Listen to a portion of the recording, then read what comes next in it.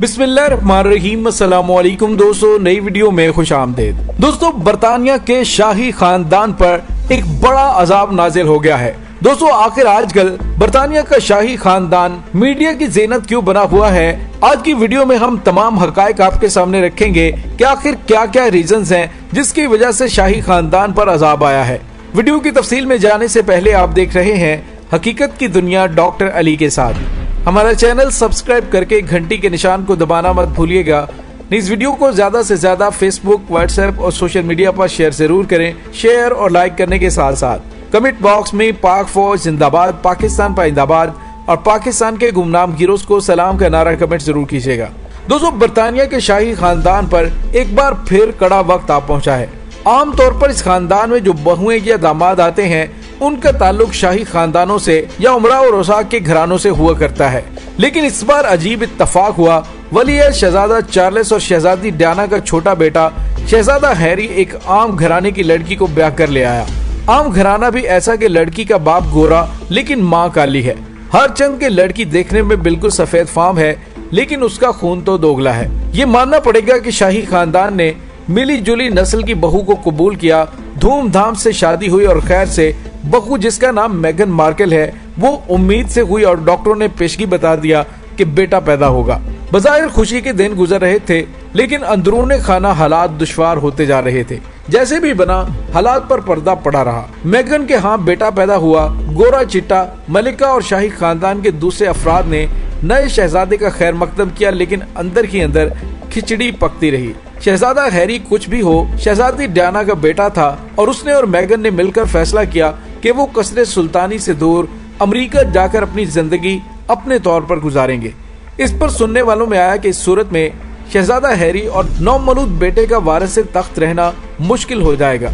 अभी ये बहस चल ही रही थी कि एक अमेरिकी टेलीविजन चैनल ने मेगन का इंटरव्यू रिकॉर्ड किया, जिसके आखिर में शहजादा हैरी भी शामिल हो गया। इंटरव्यू क्या था? एक तहलका था। उसमें मेगन ने खुलकर बातें की और 2-3 बातों पर सारी दुनिया चौंक उठी।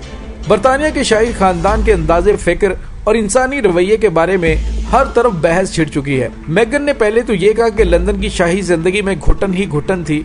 मैं तन्हाई का शिकार हुई और मेरे गिर्द माहौल कुछ ऐसा हो गया कि कई बार जी चाहा कि मैं जिंदा न रहूं। जाहिर है कि इस बात पर हर कोई चौंक गया। जिस दूसरी बात पर दुनिया के कान खड़े हुए वो उस वक्त हुई कि जब मेगन ने बताया कि जिन दिनों में उम्मीद से थी शाही खानदान के एक फर्द को ये फिक्र सताने लगी कि मेरा बेटा गोरा होगा या कि काला। मेगन ने ये नहीं बताया कि ये बात किसने कही थी। जिस रात ये इंटरव्यू नशर हुआ, दुनिया में करोड़ों अफराद ने उसे देखा और इस पर एक आलमी बहस छिड़ गई। कई रोज गुजर जाने के बावजूद ये बहस जारी है और इसके नतीजे में हजारों तरह के किस्से बाहर आने लगे हैं।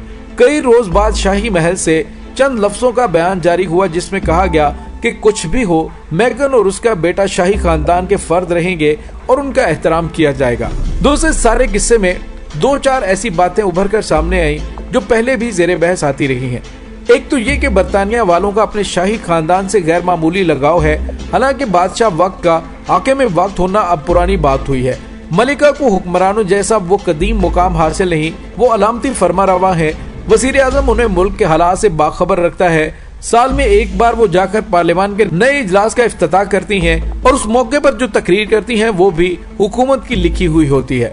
बरतानिया वाले मलिका को आम नहीं, बहुत खास शख्सियत तस्वुर करते हैं और उनका बहुत ज्यादा एहतराम करते हैं। फिर भी कभी कभी ये बहस छिड़ जाती है कि बादशाहत एक ढोंग है जिसको बरकरार रखने पर भारी खर्च आता है। उनके सारे महल और शाही ठिकाने सजा धजा कर रखे जाते हैं और उनकी शानदार घोड़ा गाड़ियां, बावर्दी मुहाफिज सिर्फ दिखावे के हैं। ये सब ना हो तो हुकूमत का कितना खर्च बचे। दोस्तों, बरतानिया में जब भी हुकूमत के खर्च की बात होती है तो उसको टैक्स अदा करने वालों के खाते में जरूर डाला जाता है। हालांकि मलिका बेचारी सादा जिंदगी गुजारती है। सन 1952 से आज तक तख्त नशीन और अपने पूरे कुंबे की देखभाल करती है। बल्कि उनकी बहू मेगन ने अपने इंटरव्यू में मलिका के रवैये और तर्ज अमल की बहुत तारीफ की। वही रवैया शाही खानदान के सरकारी बयान में भी नुमाया तौर पर सामने आया। दोस्तों, शाही खानदान में हर नई शादी पर कोई ना कोई बहस जरूर छिड़ती है। महल में कई ऐसी लड़कियां बहू बनकर आ चुकी हैं जिनकी रगों में शाही खून नहीं दौड़ रहा। किसी पर कोई बड़ा तनाजा खड़ा नहीं हुआ। अलबत्ता शहजादा चार्ल्स और डायना की शादी के बाद बड़े पेचीदा हालात पैदा हो गए थे। जब ये नई बहू बरतानिया के अवाम की चहेती बन गई और उसकी शख्सियत का जादू हर एक के सर पर चढ़कर बोलने लगा। इतना कि शौहर यानी शहजादा चार्ल्स को जज्बाती मसले सताने लगे। डायना नुमाया हो गई, शहजादा तारीकी में जाने लगा। लेकिन बड़ा गजब उस वक्त हुआ कि जब डायना ट्रैफिक के एक हादसे में हलाक हो गई और कहीं से ये खबर निकली कि वो हादसा इत्तफाकी नहीं था बल्कि किसी साजिश के नतीजे में हुआ था और ये कि शहजादी को हलाक किया गया। वो बहस बहुत अरसा चली और इस दौरान शहजादा चार्ल्स अपनी नई दुल्हन ले आए और खुदा खुदा करके ये गुबार बैठा। दोस्तों, मलिका जिनके बारे में मशहूर है कि वो होम्योपैथिक इलाज करवाती हैं, खैर से तंदुरुस्त और तवाना है और इस कदर कि वलिया शहजादा चार्ल्स अपनी बारी के इंतजार में बूढ़ा हो चला है। ऐसे मौके पर मलिका का परचम है कि बदस्तूर लहराया जा रहा है। दोस्तों, यहाँ पे आपको ये भी बताते चलें कि शहजादा हैरी ने अमेरिकी टीवी को इंटरव्यू देते हुए टॉक शो में बताया, शाही जिंदगी तर्क करने के बाद से शाही खानदान ने उनको दी जाने वाली आमदन खत्म कर दी। दोस्तों, ये वाज़ेह नहीं कि आया वो उस आमदन की तरफ इशारा कर रहे थे जो इस जोड़े को शहजादा चार्ल्स की डची ऑफ कॉर्नवाल से आने वाली आमदनी या फिर टैक्स दहिंदगान की माली आयानत से चलने वाली खुद मुख्तार ग्रांट या दोनों से हासिल होती थी।